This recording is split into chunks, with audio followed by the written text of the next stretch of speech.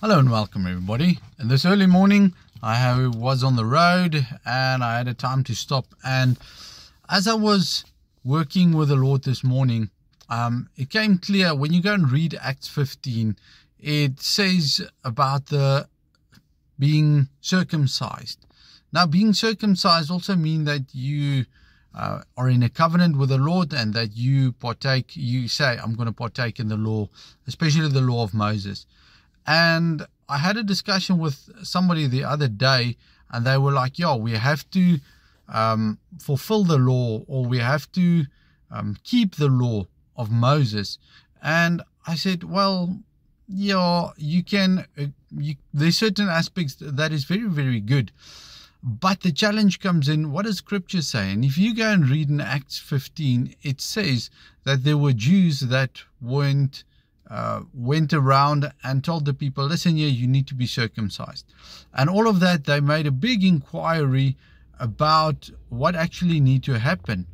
And their answer at the end of the day was that you shouldn't, the only thing is just stay morally pure. Don't eat food that was sacrificed to idols. Don't have to do with sexual sin and those things. And then the question is, can we do all of the things that the law of Moses say we couldn't do? And that is also not correct to say that, because if you say I can do all of those things, it means that some of the things that you're going to do is definitely wrong.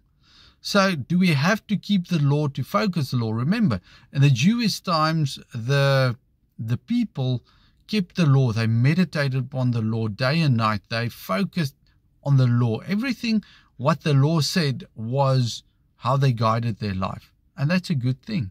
But there's many things that I believe today is not practical anymore to keep. It doesn't make you a bad person or not. But at the end of the day, if you go and read in Ephesians about the fruit of the Spirit, it says that if you're a drunkard and you are sexually immoral and all of those things, for you there's a law. But against the fruit of the Spirit, there is no law. Now, the key context for me is for those who sought after the Spirit, those who want to be filled with the Spirit of God and want to be obedient to the Spirit of God. Your law becomes the Spirit of God. Whatever He says is right for you to do is right. Whatever He says is wrong for you is wrong. If the Lord says, for instance, don't eat meat or don't eat vegetables, then for you that becomes a law. If the Lord says, the Spirit of the Lord says, don't drink coffee, then that becomes your new law.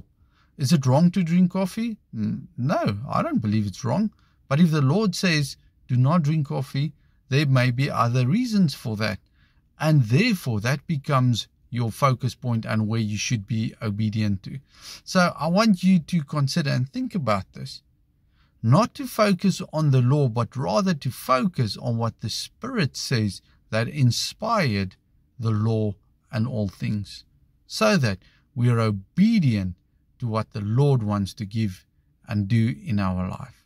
Father, I pray that we will not violate what you want us to do, but that we'll be obedient to what your Spirit says.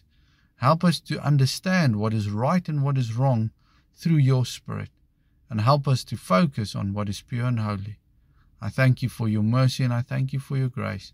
I thank you for that in the name of Yeshua. Be blessed.